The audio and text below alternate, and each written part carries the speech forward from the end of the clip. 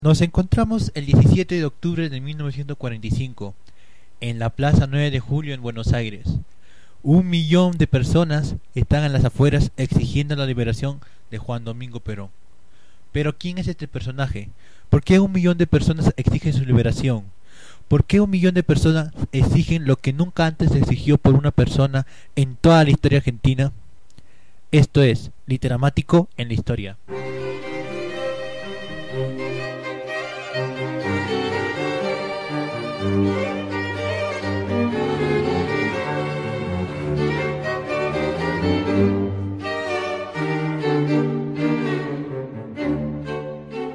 El personaje que estudiaremos hoy es un personaje icónico en Argentina.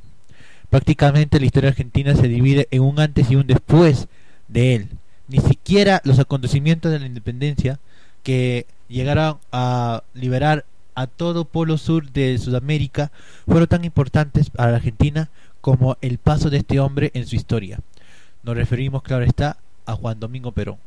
Pero ¿quién era él? ¿Qué cosa hizo de que tantas personas siguieran su paso en la historia, que tantas personas hasta ahora lo reivindiquen?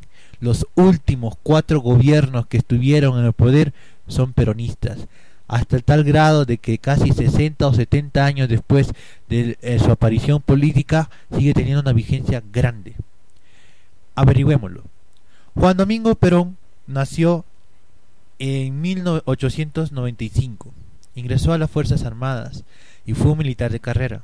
En el año 43 participa en el golpe de Estado que derroca al presidente Castillo. Lo derroca y este fue el último presidente de una serie de gobernantes que estuvieron en los años 30 y a principios del 40, y que esta época por el grado de corrupción que hubo en Argentina se fue llamando la época infame. Esto provocó que haya un descontento popular y que los militares aprovecharan esto para poder dar el golpe de Estado y tomar el poder. Una vez más, porque no era el primer golpe de Estado, ya en los años, a principios del 30 había un golpe de Estado en la Argentina, y todo el siglo XIX, así como los demás países latinoamericanos, Argentina había tenido golpe de Estado.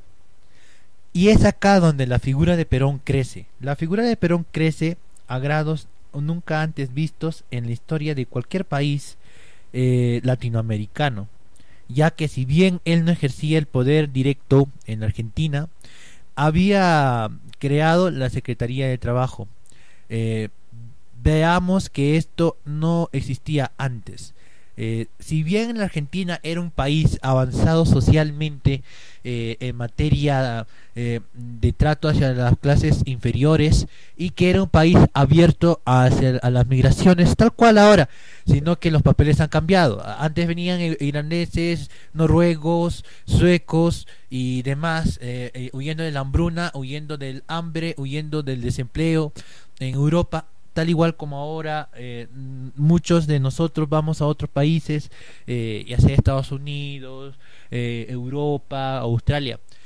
Argentina era un país destino de estos inmigrantes. Ahora no había una política seria para poder atender las demandas de las clases inferiores en Argentina.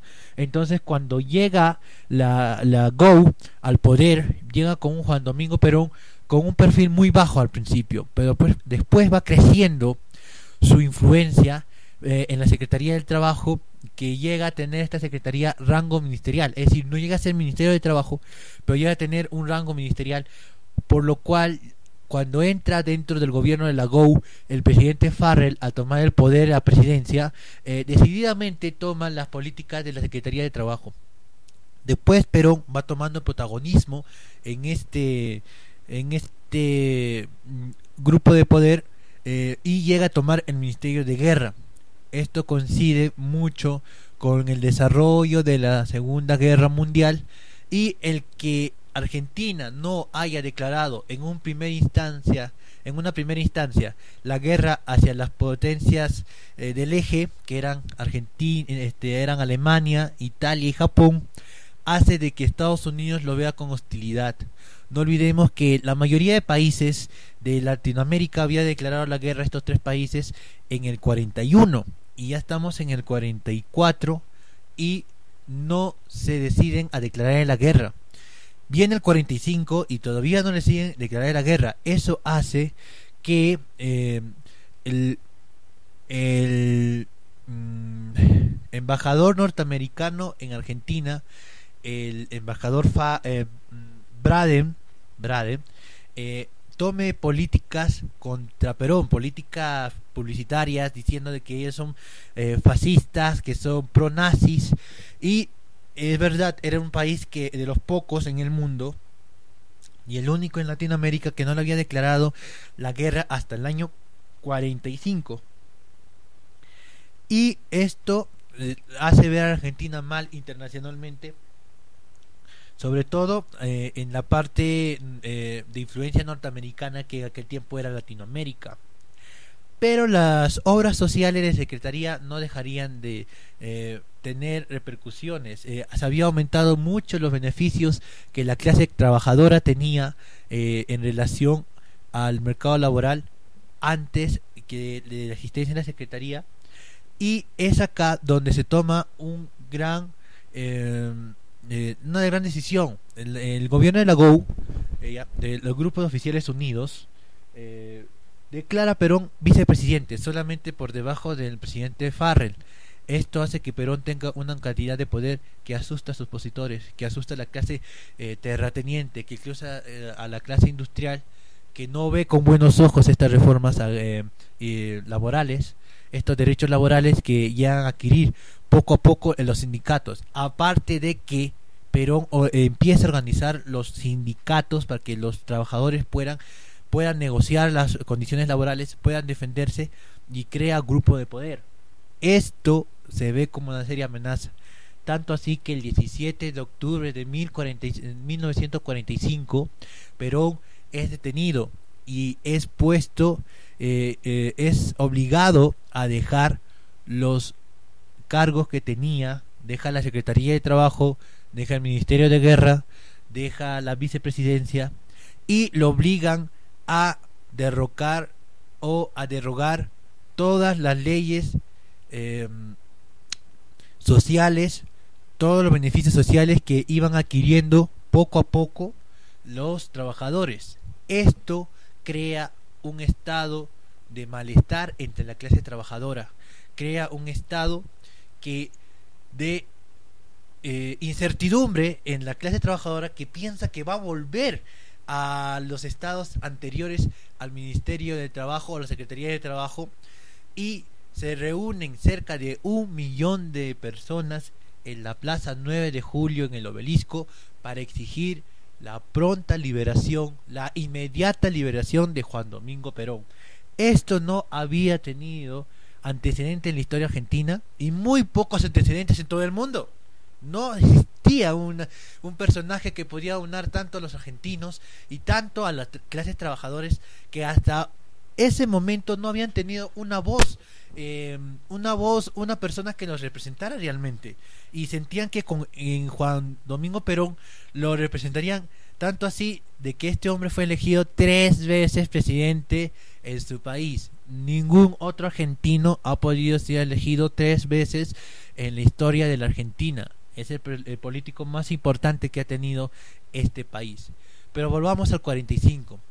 Ante la eminente liberación de Perón, se negocian las condiciones, y una de las cosas que él exige es el pronto llamado a elecciones en 6 meses, para que la gente pueda elegir ya sea a él o a cualquier otra persona en el poder, y puedan representarlo en verdad, y no que esté un gobierno dictatorial. Esto se da y él sale al palco de la Casa Rosada y da su famoso discurso el 17 de octubre del 45, en el cual promete que se va a hacer elecciones y lanza su candidatura como el oficialismo. Esto provoca un conflicto de intereses directamente con los Estados Unidos. Su embajador, el embajador Braden, es ordenado a hacer una campaña contra Perón, y se unen contra Perón toda la clase de poder y la clase partidaria comunista y socialista, porque supuestamente Perón representaba al fascismo, que iba de capa caída en todo el mundo en aquel tiempo, por la Segunda Guerra Mundial. Esto puede ser verdad o mentira. No sabemos si Perón, que había tenido agregadas culturales, militares en países como Alemania y como Italia, y sobre todo la Italia de Benito Mussolini, pudo haber influenciado en primer término el tipo de gobierno que él implantó después en la Argentina, que después sería toda una guía de gobierno para el futuro argentino. Después de que el peronismo aparezca en la Argentina, solo y únicamente va a haber dos polos de gobierno después de esto: el peronismo y el antiperonismo. Es una aparición muy grande en política argentina. Entonces llegan las elecciones del 46 y Perón gana por más del 50%. Esto se venía a venir. Y comienza un gobierno. Todas las leyes que hizo en su tiempo de la Secretaría de Trabajo las convierte en derechos laborales irrenunciables en la Argentina, y hace un gran trabajo de implementación técnica, hace un gran trabajo de desarrollo agrario y hace un gran trabajo de infraestructuras, muy parecido a lo que hizo Hitler en los años 30 para reactivar la economía alemana. Estamos hablando en materia económica, no estamos hablando de ninguna política aún. Entonces manda a construir represas, carreteras, manda a construir hospitales, manda a construir gran infraestructura nacional, que hace que la obra, la mano de trabajo se pueda ver ocupada. Que justamente él dice en una de sus entrevistas en Puerta de Hierro, allá en España, que en su tiempo el gobernar era crear trabajo, porque había 800.000 argentinos desocupados, que si bien era una cifra menor, era una cifra importante, 1 millón de parados, y hablamos que en aquel tiempo esos desocupados representaban a 4, 5, 6 personas por el núcleo familiar que en aquel tiempo existía. Es decir, uno está desempleado, pero sufre la esposa, sufre los 4 o 5 hijos que se tenía en la época, sufre el papá anciano, sufre la mamá anciana, sufre el papá anciano de la esposa, la mamá anciana de la esposa. Es decir, había un descontento. Y eso eran los desempleados. Pero la clase contratada antes del peronismo era, pues, como en el resto del mundo, como en toda la industrialización, una clase mal pagada, una clase que no tenía las 8 horas, sino las 14, 16, 18 horas diarias de trabajo. Era una clase que no tenía seguridad social. Y todas estas cosas aparecen con el peronismo. Es en estos instantes, en la historia, que aparece una mujer muy importante, Eva Duarte de Perón.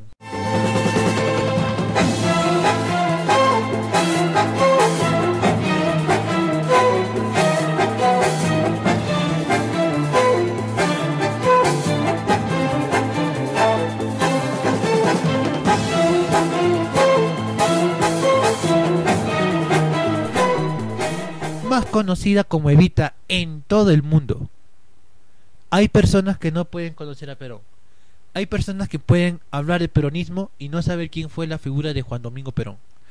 Pero no creo que haya una persona en el mundo que no haya escuchado hablar de Eva Perón, o más conocida como Evita. Eva Perón aparece en el año 46 junto a Perón en un acontecimiento importante, su matrimonio. Si bien ya su figura era conocida, es recién en el 46 y junto a la elección de Perón que esta figura explota en toda su dimensión. Eva toma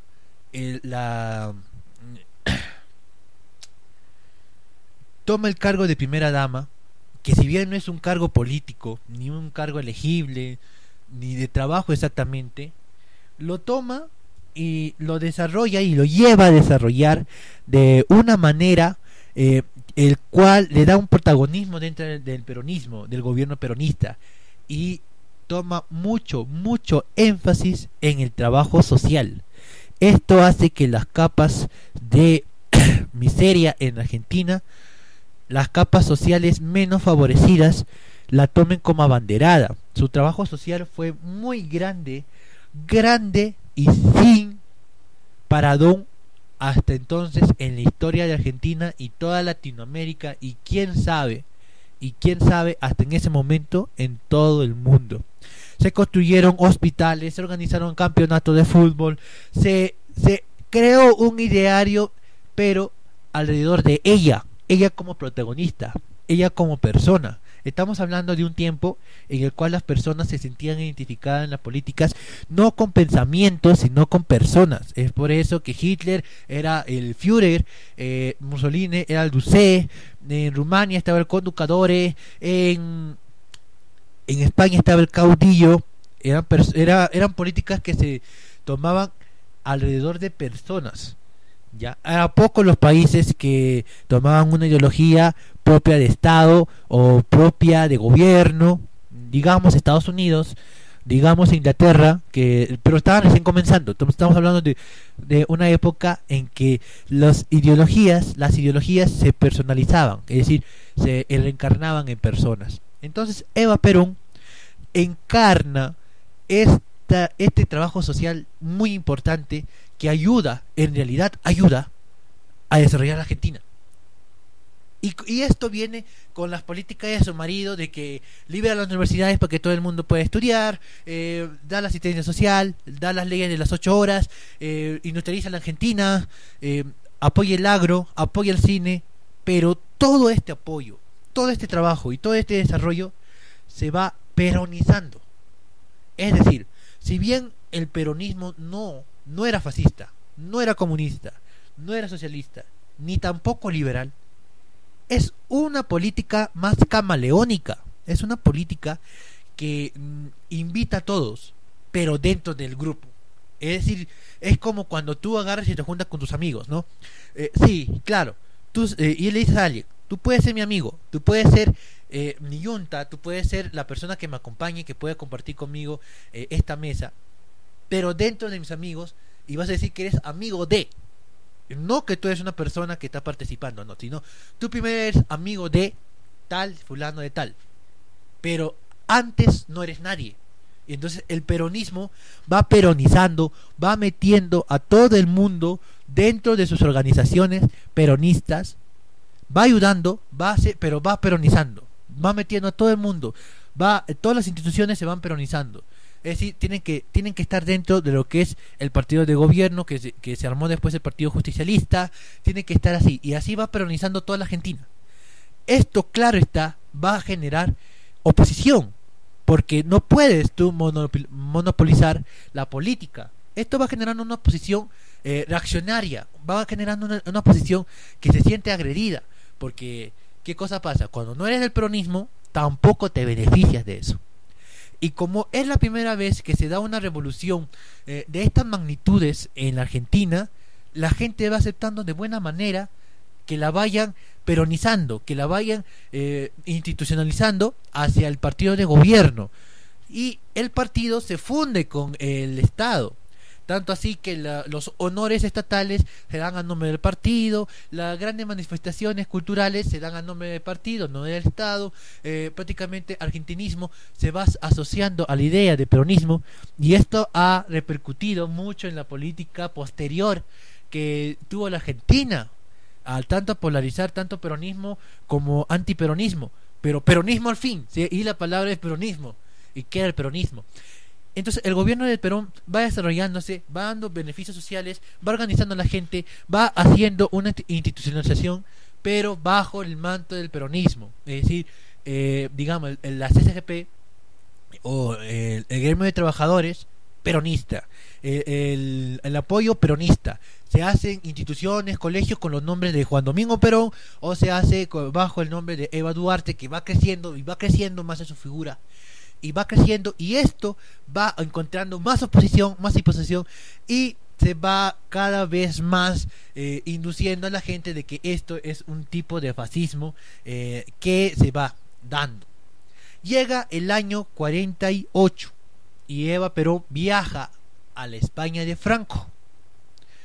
Al viajar a la España de Franco en 1948, le da una posición aún más complicada dentro del esquema internacional que está teniendo, que se va formando en justamente este año, y dentro del esquema de la Guerra Fría. ¿Qué es lo que pasa? En 1948 está Franco, pero ¿qué tipo de Franco, qué tipo de España es a la que viaja Eva Duarte de Perón? Viaja a una España que está gobernada por el último gobierno fascista, a una España que está aislada, que está vetada, que no está dentro de la Europa, sino que está fuera de la Europa, a órdenes de Estados Unidos, por haber colaborado, por haber sido aliado de Hitler y de Mussolini antes de la Segunda Guerra Mundial y también durante la Segunda Guerra Mundial, sino que nunca participó, puesto que Franco era una persona muy cauta y sabía de que esa guerra no iba a ganarle el eje. Entonces va Eva y va a apoyar a España. Le lleva trigo, le lleva carne, le lleva muchas cosas de un país rico en aquel entonces.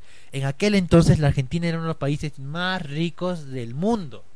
Era uno de los países que más tenía, que más vendía, porque toda Europa simple y llanamente estaba destruida. No había qué. Había que comprar en Argentina, pues es igual cuando tú vas al mercado. No está Doña Clarita, está Pepita, y Pepita te sube el kilo de pollo de 10 soles. Y Clarita no está como para poder competir con ella y vender más o algo. Había poco mercado en aquel tiempo, había poca demanda y mucha oferta. Entonces la Argentina podía darse el lujo de poder ofrecer su mercadería, un gran país productor de trigo, un gran país productor de carne. No olvidemos que toda la Argentina entera es una pampa.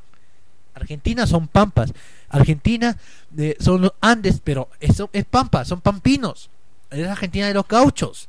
Es la Argentina agroindustrial. Argentina no hay mucho mineral, lo que hay ahí es hay desarrollo agrario. Allá en Argentina todo es desarrollo agrario. Entonces Argentina no va a ayudarle como Estados Unidos ayudó a Europa, tal vez con la manera industrial. Va a ayudarle con trigo, con carne, con alimentos.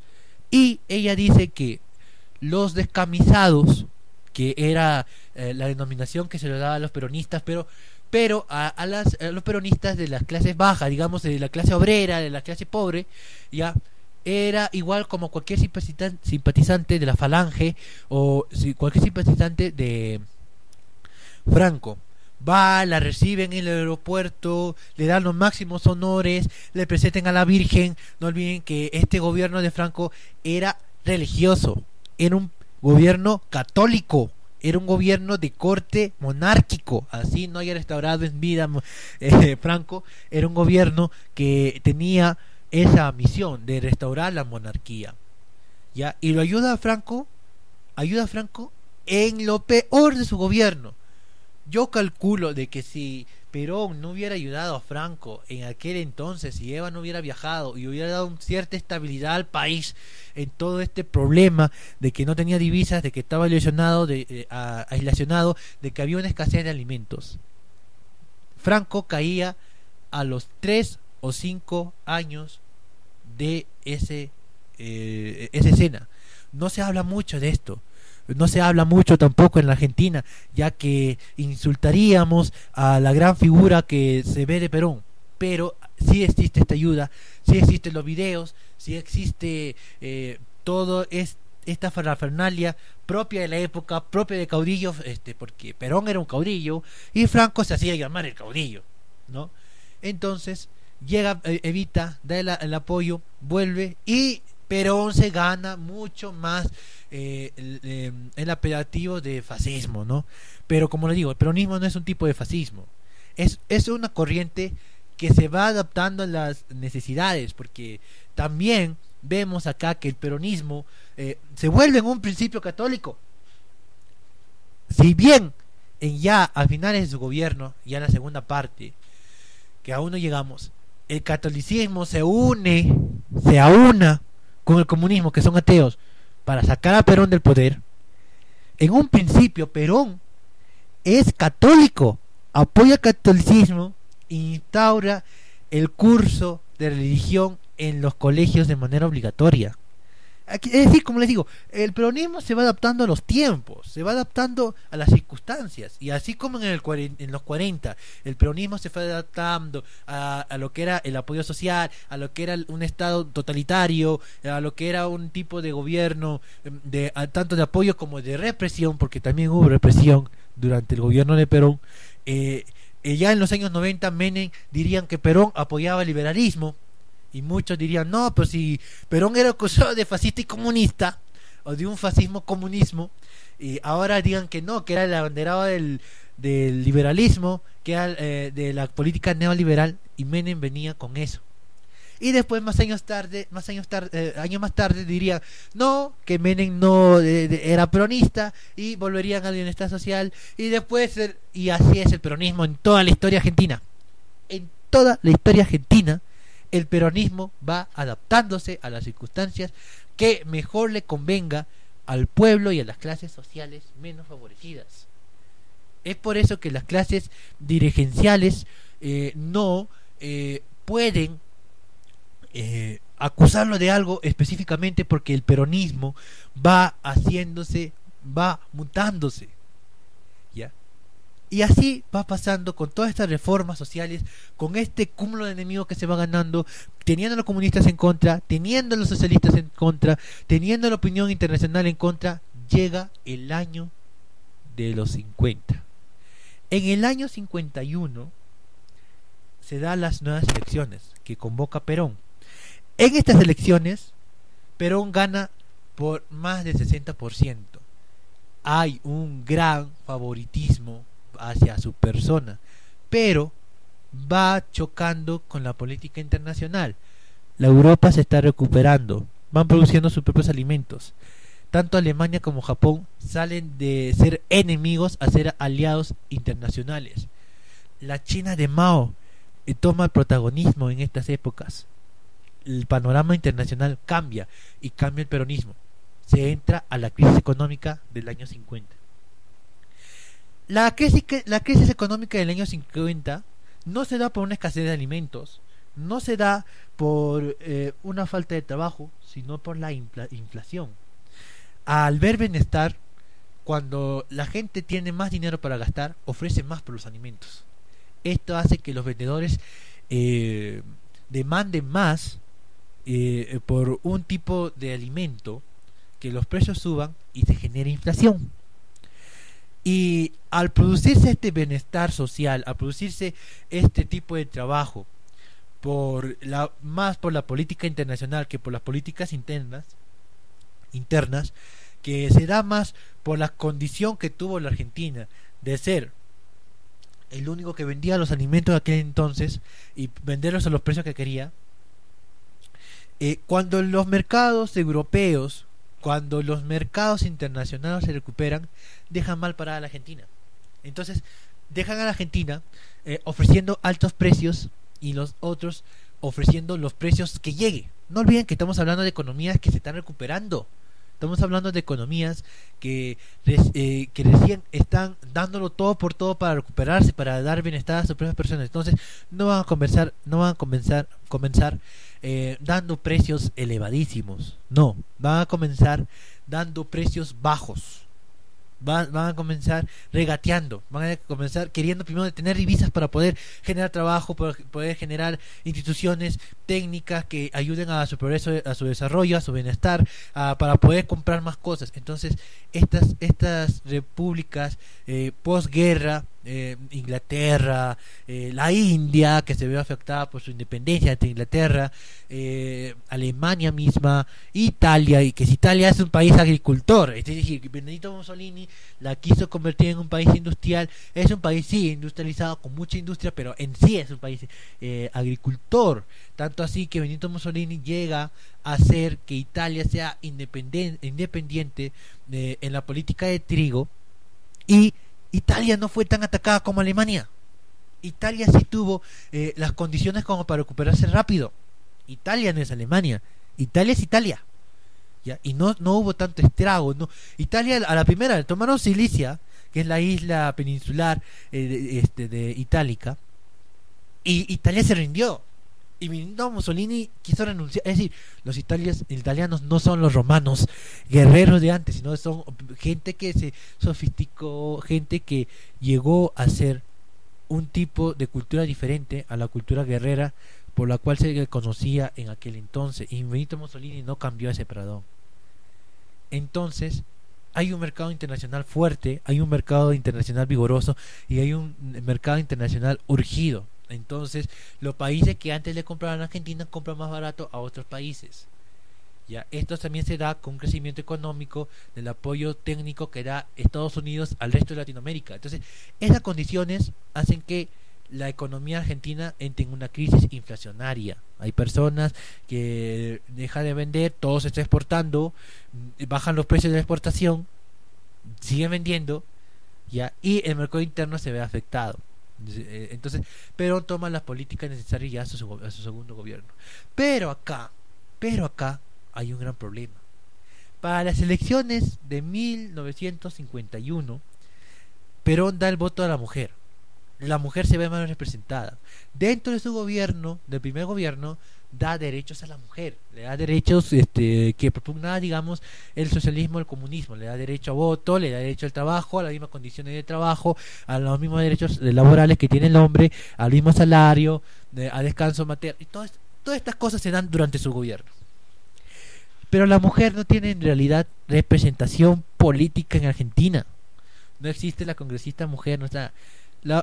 El único viso de representación que tiene la mujer en la Argentina es el Partido Peronista Femenino, que es liderado por Eva Duarte de Perón. Esto crea un gran problema para Perón. ¿Por qué? Porque la figura de Evita va creciendo cada vez más. Era popular, era idolatrada, tanto igual con el mismo Perón. Si hablamos aquí de personalismos en la política argentina, hay que hablar de Eva Duarte. Eva había crecido en una dimensión nunca antes vista dentro de la política argentina, ¿ya? Tanto así de que la CGTP, no el Partido Feminista Peronista, la CGTP pide que Eva Duarte vaya con Perón a la reelección como vicepresidenta. La figura del vicepresidente en aquel tiempo no es como la que nosotros conocemos en los países latinoamericanos, que es una figura decorativa hasta el momento en que pueden derrocar al presidente o el presidente muere y entra él como el presidente o la figura de Estado. No, era una figura que representaba poder, que representa influencia. Y Eva Duarte iba a ser la primera mujer en Argentina en tener tanto poder. Pero ¿qué significaba también Eva Duarte? Eva Duarte pues no era de la clase militar como si es Perón. Eva Duarte pues no era de la aristocracia como si podía haberlo sido cualquier otra mujer de un militar. Eva Perón era actriz. Y las clases dirigentes no veían con buenos ojos a Perón, ni las clases militares tampoco. La veían como una persona inferior a ellos. Tanto así que Eva Duarte a la asociación de la aristocracia, a la asociación del bienestar social, la manda a buscar maíz, porque no la aceptan a ella, la están discriminando, le ponen peros en su desarrollo social, tanto así que las vota a ellas y hace el trabajo sola, prácticamente sola. Arma su propio grupo, arma su propio grupo de trabajo, organiza a las mujeres en el vaso de leche, organiza a las mujeres en los comedores populares, organiza todo esto en una edad temprana, en los años 50, que recién llegaría digamos a Perú, recién llegaría a Chile, recién llegaría a Bolivia a partir de los 80, 30 años antes. Y Eva Perón tiene toda esta visión. Entonces la figura de Eva crece y crece y crece y crece. Y Eva era mucho más radical que Perón. Si Perón era una persona que apoyaba y organizó y era un hombre de mando y era todo lo que tú quieras, Eva era 10 veces peor. Eva iba a tomar iba a tomar la Argentina a mucho más, en realizarla dentro del peronismo. Ese era su plan desde un momento en Eva. Eva era mucho más peronista que el mismo Perón. Era más peronista que el mismo Perón. ¿Ya? Y al venir ella no de una clase acomodada, sino de una clase humilde, y al verse hecho ella dentro de lo que era el mundo artístico, dentro de lo que fue la época de oro del cine argentino, ¿no? Ella tenía una conciencia social mucho más elevada aún que el mismo Perón. Y esto le hacía un peligro para todo el mundo, tanto para los peronistas, tanto porque no se sabía qué cosa, con el grado de poder que podía ejercer Eva, no se podía saber qué cosa iba a poder pasar. Era una incertidumbre, era una caja de Pandora, que si se liberara no sabría qué cosa. Podía haber sido hasta la primera presidenta mujer. Tenía tanta influencia que pudo haberse tomado el gobierno ella sola. ¿Ah? No se sabía qué cosa. Entonces, en uno de los aniversarios de el 17 de octubre del 45, le proponen a Eva, casi 2 millones de personas, ser la vicepresidenta. Y Eva se da la escena de una escena muy importante dentro del peronismo, una escena que sería recordado por todos como una muestra de humildad, aunque los intereses políticos por detrás hayan sido diferentes. Se da la renunciación de Eva. ¿En qué consiste la renunciación? En que ella no acepta el ofrecimiento que le hace el pueblo, la CGTP en este caso, la CGTP, hacia su candidatura. Pero no lo hace exactamente porque no quería.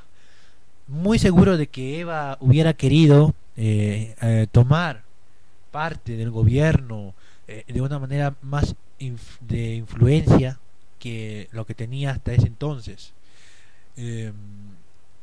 y tal vez condiciones no le faltaban. Eso nunca se sabrá. Todo lo que se diga sobre eso es ucronía, pero sí existen los hechos. Eva se enteraba de que tenía una enfermedad, cáncer al útero. Eva no llegó a tener hijos con el general Perón. Y es ahora donde comienza una penosa enfermedad que la mataría en el 51.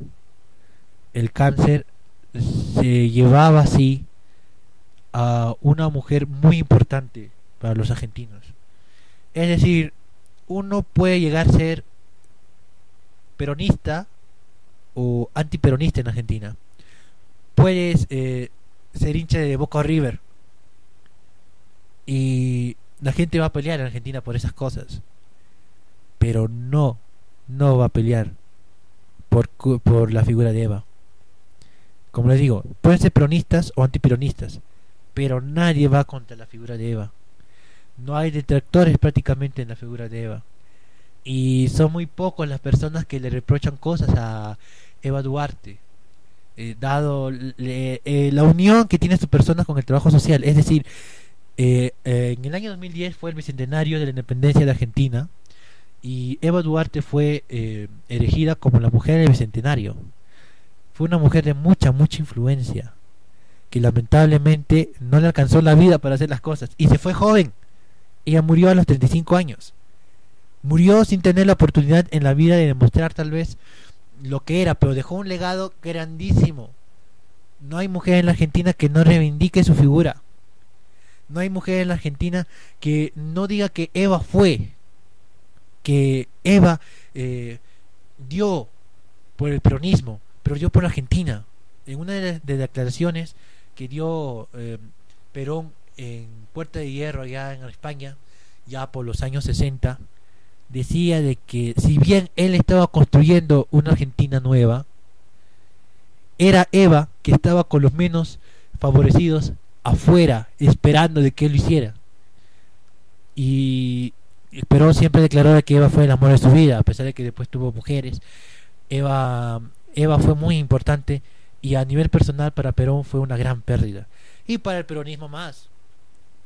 Muere Eva después de las elecciones del año 51. Y fue un antes y un después en el peronismo y un antes y un después en la Argentina de aquel tiempo.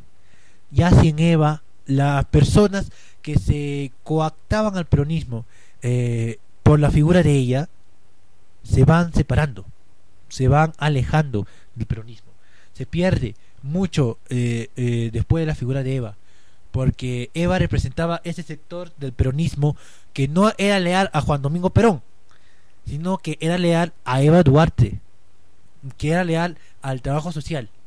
Se va perdiendo esa coacción y se va perdiendo ese respeto por el peronismo, porque ya no representa, ya no hay esa figura. ¿Ya? ¿Me entienden? Es decir, en esto de la política en Argentina en esta época ya no se da tanto por el gobierno, por el bienestar, porque Perón gana las segundas elecciones con crisis y todo. Es decir, no estamos hablando de que Perón gana las elecciones 60 con una gran economía, con que ha hecho tanto, si bien ha avanzado en los derechos laborales, si bien ha avanzado en la infraestructura y todas esas cosas. Perón entra en su segundo gobierno con una grave crisis económica, ¿ya? Pero entra todavía con la mano de Eva, entra con las reivindicaciones sociales hacia las mujeres, ¿ya? Pero de la mano de Eva Perón. Y cuando toma su segundo gobierno y hace el paseo triunfal hasta la Casa de la Moneda y va recorriendo el país, la avenida 9 de Julio, lo hace al lado de Eva. Entonces cuando el cáncer se lleva a Eva, se lleva a una figura icónica del peronismo y se lleva a la mitad del peronismo.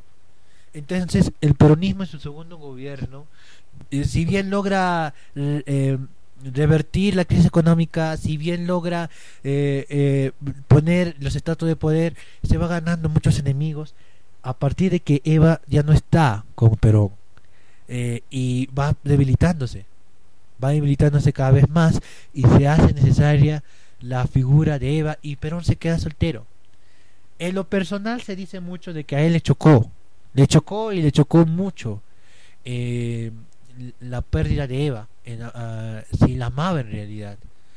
Es decir, no era un amor de conveniencia política, sino que a Eva le tocó estar en los momentos en que al general le tocó estar en el gobierno de Argentina, presidiendo una nación y un cambio social que ya se había dado en Europa, que se estaba dando en otra parte del mundo, pero no en Argentina, y todo vino muy de golpe, vino sin que las otras clases aceptaran, porque claro, ¿quién no va a aceptar cuando es pobre de que le den pan? Pero al panadero que le digan que lo venda más barato es un poco difícil, ¿no? Y vino todo de golpe. Entonces Perón, así como ganó adeptos, fue ganando enemigos, muchos enemigos en la Argentina. Durante su primer gobierno, en toda la efervescencia peronista, aparte de eso, fue, como le digo, peronizando la educación. Los libros eran peronistas, la radio se hablaba de Perón, muchos escritores se hartaron de Perón y tuvieron el cine, los artistas eran peronistas. Hugo del Carril, el artista más importante que ha tenido la Argentina en toda su historia, el más importante, porque si bien la figura más grande puede ser Carlos Gardel y el tango y toda esa cosa, Hugo de Carril toma partido por Perón, hace la marcha peronista y prácticamente fue la entrada del peronismo en todo el arte. Y quien no era peronista tampoco podía desarrollarse en el arte. Es decir, todo se fue peronizando, y esto choca con una época de gran imaginación artística en la Argentina. Una época en que salen los pintores, una época en que salen los grandes escritores, una época en que salen los grandes actores de cine, y estamos chocando con la época de oro del cine argentino. Entonces chocamos a un Hugo de Carril que va ganando gran experiencia, a un gran Hugo de Carril. Chocamos con que ya si bien Carlos Gardel había muerto en el 35, su figura va creciendo y el tango se va escuchando en todas las en partes, ya no es una melodía de Arrabal y el tango se mezcla con la figura de Perón. Entonces los que cantaban tango, cantan tangos a Perón, y lo que cantaba milongas a Perón. Entonces la persona se va haciendo peronista. Entonces las clases bajas, como el tango viene de clase baja, se encumbre en lo más alto, pero reivindicando las cosas de las clases bajas. Entonces aparece un Julio Sosa cantando de que él era pobre, que su madre y que su padre, y todas las tristezas, y el tango llorón, y todas las cosas que se da, y Pedro Infante allá en México burlándose, y tiene que salir Libertad Lamarque de Argentina, huyendo de la represión peronista porque le dio una cachetada a Eva Perón. Todo se va peronizando. Y Perón toma el tango, tanto así que años más tarde, cuando se toma la revolución libertadora, el poder, y derrocan a Perón, prohíben el tango. Prohíben el tango en Argentina. ¿Cómo es esto? Es decir, es como prohibir el fútbol. No hay lógica de prohibir el tango. ¿Ya? Y es por eso que también Hugo de Carril se va a México, es subscrito, lo meten preso. Hugo de Carril, que más apoyó, el que más sufrió, y Hugo de Carril murió pobre.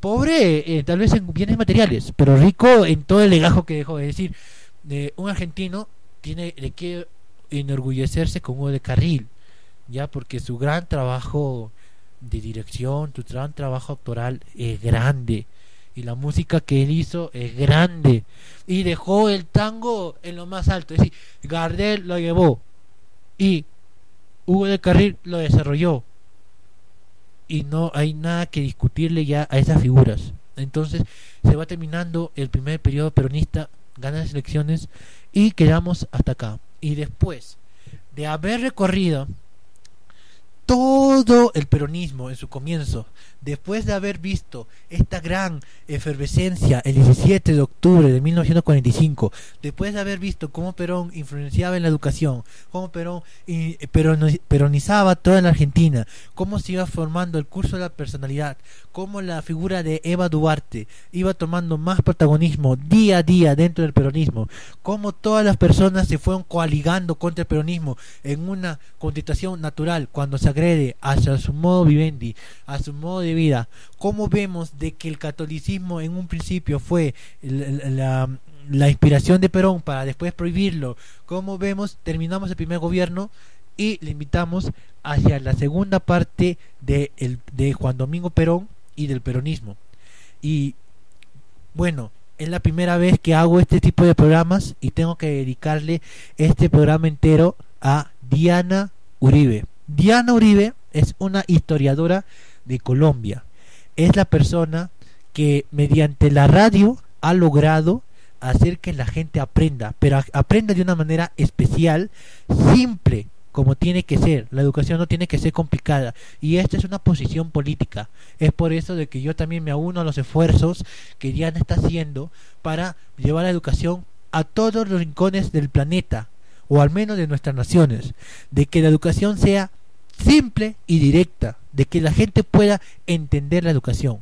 Diana, si me estás escuchando, si llegas a escucharme, este programa va dedicado a ti, y va dedicado a toda la labor que has hecho. Has dejado un gran camino en la historia, y has hecho tú misma la historia para que este tipo de educación se vaya haciendo. Es tu estilo, es tu programa, y siempre voy a estar a tu disposición para las cosas que pidas.